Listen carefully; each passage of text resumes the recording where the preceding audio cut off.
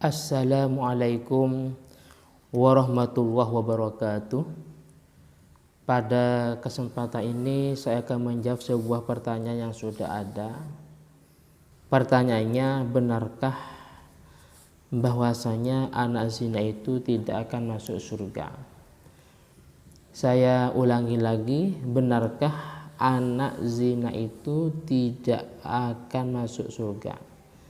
Pertanyaan ini karena berlandaskan sebuah hadis, la yadkhulul jannah atau farkhuz zina la yadkhulul jannah. Farkhuz zina, anak zina, la yadkhulul jannah, tidak akan masuk surga. Bahkan ada riwayat lain, la yadkhulul jannah waladuz zina hatta sab'atu abna, bahwasanya anak hasil zina sampai 7 turunan itu tidak akan masuk surga. Nah, jadi yang ditanyakan ini dan apa maksudnya ya? Maksud daripada anak hasil zina itu tidak akan masuk surga. Maka untuk jawaban tentang hal ini, pertama, memang ada sebuah hadis yang menyatakan farkhuz zina la yadkhulul jannah. Anak hasil zina itu tidak akan masuk surga. Cuman di sini dijelaskan dalam tafsir Sirajul Munir, qala al-Manawi ay ma'as-sabiqina al-awwalina. Nah, ay ma'as-sabiqina al-awwalina artinya tidak bisa masuk surga bersama rombongan pertama penghuni surga. Saya ulangi lagi bahwasanya anak hasil zina itu tidak akan masuk surga beserta rombongan-rombongan pertama penghuni surga. Berarti kemungkinan besar masuk surga yang penting dia beriman, beramal soleh. Saya ulangi lagi, kemungkinan besar dan pasti masuk surga dengan izin Allah Subhanahu wa ta'ala, yang penting dia beriman dan beramal soleh. Karena ada sebuah ayat yang menjelaskan, Bismillahirrahmanirrahim, wala taziru waziratu wizra ukhra. Dalam surah Al-Fatir ayat 18, bahwasanya orang-orang yang berdosa tidak akan memikul dosa orang lain. Saya ulangi lagi, bahwasanya orang-orang yang berbuat dosa itu tidak akan memikul dosa orang lain. Yang berbuat dosa kedua orang tuanya, yang berbuat dosa itu ibunya umpamanya atau dengan selingkuhannya, maka perbuatan dosa ini tidak dipikulkan kepada anaknya atau keturunannya. Jadi resiko dan balasannya akan ditanggung pelaku sendiri, yaitu ibunya beserta selingkuhannya tadi. Terus selanjutnya, waqad yuqalu man'ahu minad-dukhul ma'as-sabiqi fi zajrun.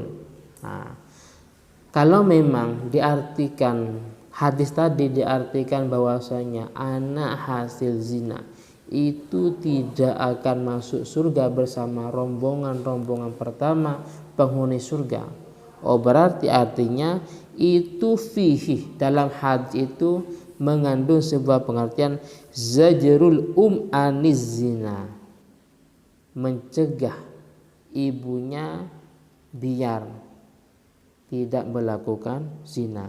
Zajrul aniz zina, jadi biar ibunya itu tidak mudah berbuat zina, itu tujuannya. Hal ini karena liwufuri syafaqatiha ala waladiha, karena sempurna kasih sayang ibunya ala waladiha, atas anaknya. Oleh karena itu, fa idza alimat dzalik,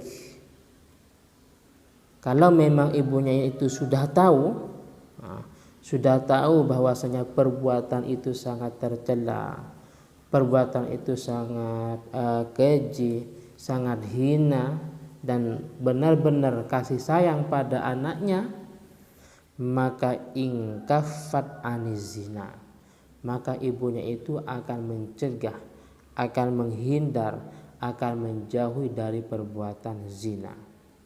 Wasa'at fi tolabil haram, wasa'at fi tolabil halal, dan berusaha dengan cara yang halal, yaitu dengan cara akad nikah yang resmi umpamanya. Saya ulangi lagi, karena berangkat daripada maksimal kasih sayang ibu kepada anaknya. Jadi kalau seandainya dia tahu bahwasanya zina itu benar-benar zina itu benar-benar tercela, sangat hina, maka akan ingkafat anizina, maka ibu itu akan mencegah dirinya berbuat zina dan dia berusaha fi tolabil halal dengan melalui akad nikah yang resmi umpamanya. Oleh karena itu, kesimpulan di dalam hadis ini, fal muradu az-zajru anizina. Jadi az-zajru anizina yang dimaksud la yadkhulul jannah itu semata-mata mencegah untuk berbuat zina, bukan berarti balasan atau azab dari zina itu dilimpahkan, dibebankan atau dipikulkan kepada anak turunannya. Jadi saya ulangi lagi bahwasanya yang dimaksud dalam hadis anak zina itu tidak bisa masuk surga adalah mereka tetap masuk surga, yang penting beriman, beramal soleh, cuman masuk surganya tidak bersama rombongan pertama penghuni surga. Akan tetapi tujuan di atas semata-mata biar kaum perempuan khususnya ini menghindar dan menjauhi dari perbuatan yang sangat tercela ini. Mungkin ini yang bisa saya sampaikan. Ini dari satu referensi, yaitu dari kitab As-Sirajul Munir al-Jami'is Shaghir juz 3. Atau sekalipun sangat singkat dan sangat sebentar, semoga manfaat dan barokah, dan jika ada kesalahan baik penjelasan atau pembacaan referensi, saya mohon maaf. Akhiran, summa assalamualaikum warahmatullahi wabarakatuh.